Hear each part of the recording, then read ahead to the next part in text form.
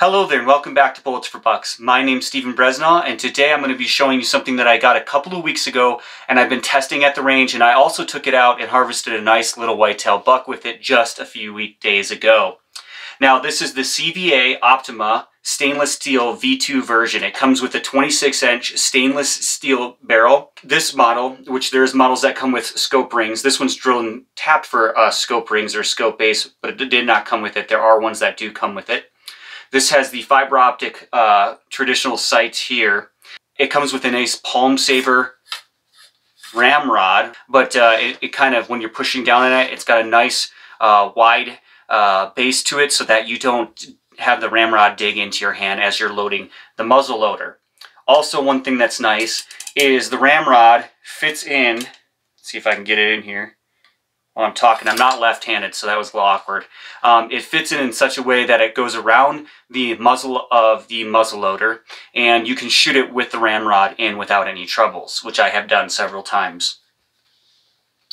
Another thing to note is that this ramrod has got like a nice coating on it so that it glides in and out quite nicely and easily, and then it's easy to clean.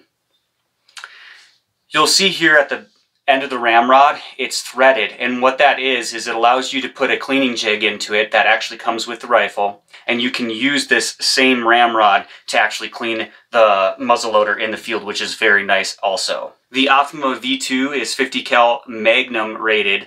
It comes with a nice spur here on the hammer. This spur is ambidextrous, so it can be switched from the left or right side depending on how you shoot it. Also, the entire operation of this muzzleloader can be left or right-handed. One nice thing about the CVA muzzleloader is it comes with a quick release breech plug here, and that's just a plug that screws in right here, just hand tight, and it makes it super easy to clean. And why that's so important is on black powder muzzleloaders, it gets extremely dirty extremely quickly. So I clean this about every 3 shots. It depends on what powder or pellets you use, obviously, but it does get dirty quite quickly. That's the nature of muzzleloaders. So having this quick release breech plug makes it very easy to clean or even unload if you have it loaded and you don't want to fire it. You just put a simple thread release on the threads here, and it's very easy to do. Just screw it right back in there.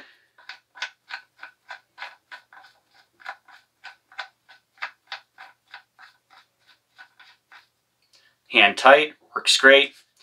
The CVA Optima V2 comes with a nice crush zone recoil pad here at the rear. It is quite thick, which is nice because the 50 cal does punch a little bit, does pack a little bit of a punch, and it does a really good job at mitigating the recoil. The stock on the synthetic model is nothing to write home about, but it gets the job done. It has a little bit of a howl feel to it and sound, but in the field I didn't really notice it, and it didn't cause any problems for me. It's held up so far quite nicely, no real issue. It does have a nice cheek riser or cheek rest built into the stock so that you can get that good cheek weld while you're shooting it. At the bottom here, of course it has sling mounts here at the rear molded into the stock, and at the fore end here.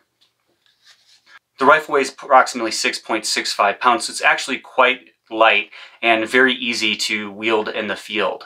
It has a lifetime warranty through CVA, and I believe the barrel is made by Bergara, but I'm not 100% sure. The length of pull is 14 inches, which is pretty traditional on most muzzleloaders and rifles alike. The overall length of the muzzleloader is 41 inches, which is actually pretty reasonably short, and it works quite well in the field. Like I said, cutting through brush and through timber, no problems there. The one thing I can say about this rifle that I'm not extremely pleased with is actually these Durasight fiber optic sights. Now, if you look closely, it has a screw here for this front sight, and I'm not sure how else it is attached, but what I noticed is this is all plastic. So this is all a plastic housing for the fiber optic piece right here on the sight.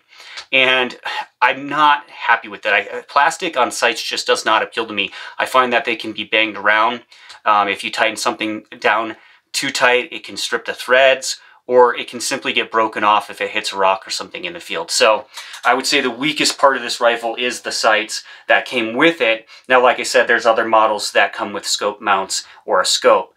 At the rear here, for the rear sight, you have an adjustment screw on the right side that adjusts your elevation, so you can slide it up and down. It's got several notches for elevation, and then it has a little tiny screw at the top here, and that's to adjust it left and right. Once again, this thing is fully plastic except for the screws, and I just think that's a bad way to go. The front forend is just a nice quality synthetic plastic, nothing super special here.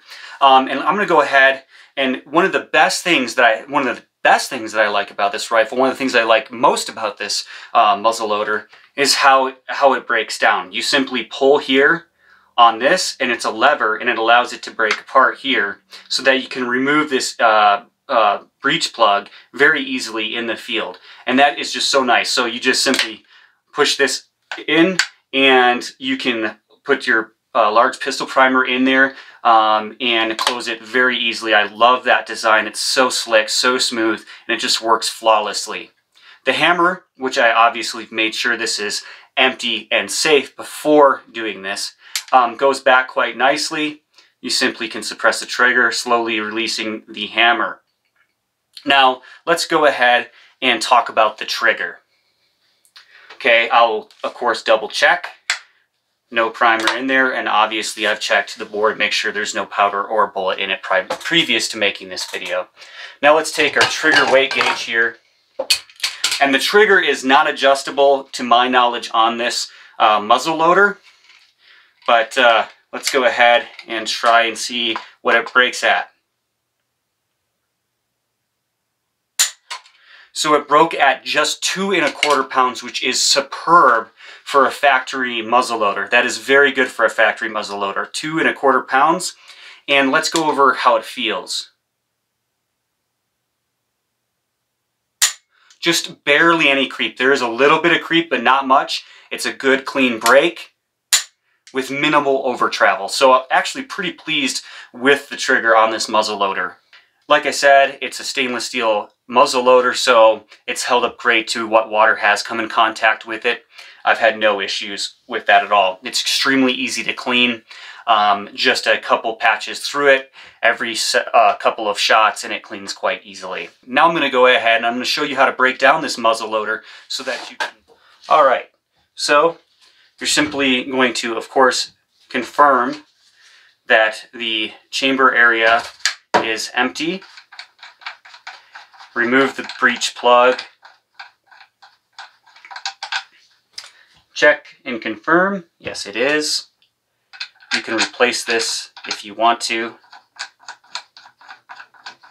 Or, excuse me, place it back in. Then you're going to come down here and using a flathead screwdriver,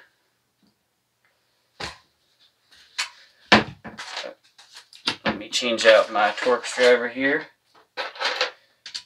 You're simply going to remove this action screw, is what I'll call it, or forend screw. And this comes apart very much like a over and under shotgun. Very, very similar. Remove, oh, didn't mean to do that, the screw, and remove the forend grip.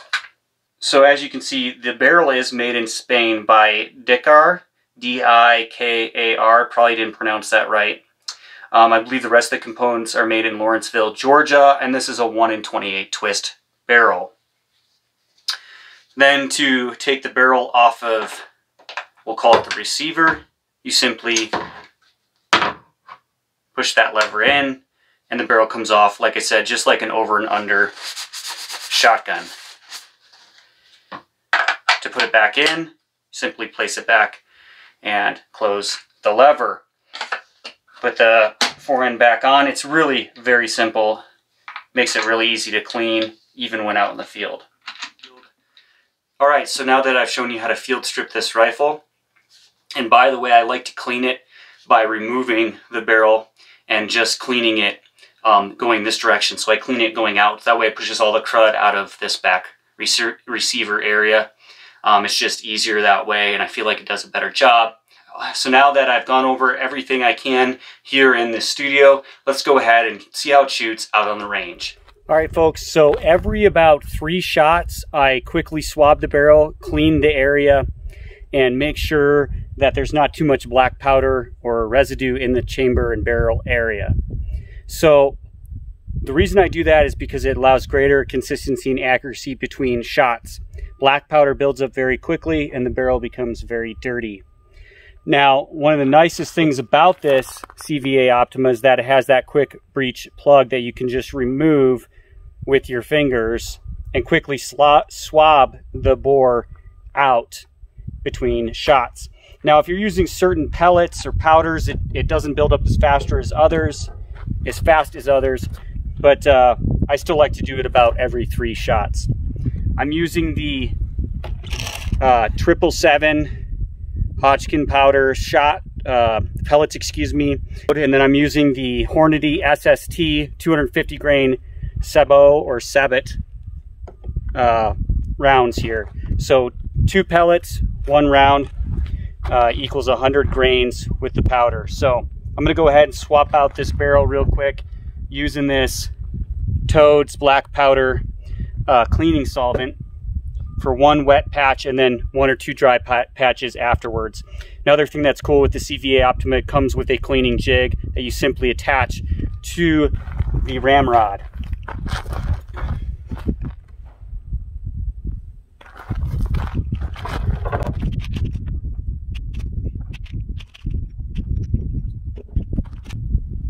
Take a wet patch.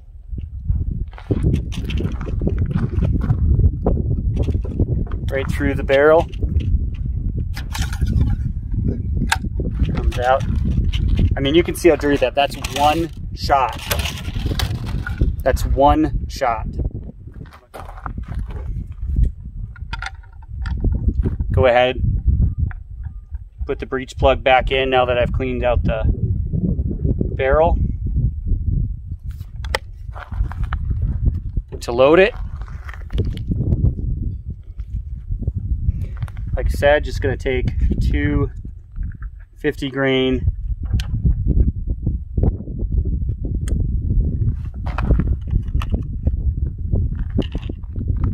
pellets of powder, Hodgkin 777 powder, and I'm going to take my Sabot and bullet and put it into the barrel. Now I'm not going to use a starter here. I'm just going to force it in with that. Then now that it's started, I'm going to remove this cleaning jig. It works really good doing that, and I'm just going to force that.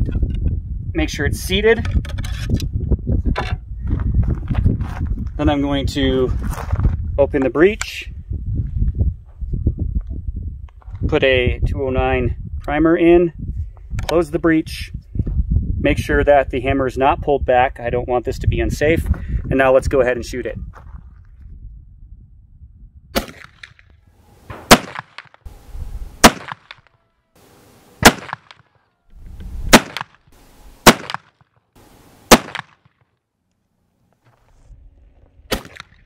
All right, folks, so there you have it. Didn't shoot as well today as I'd planned.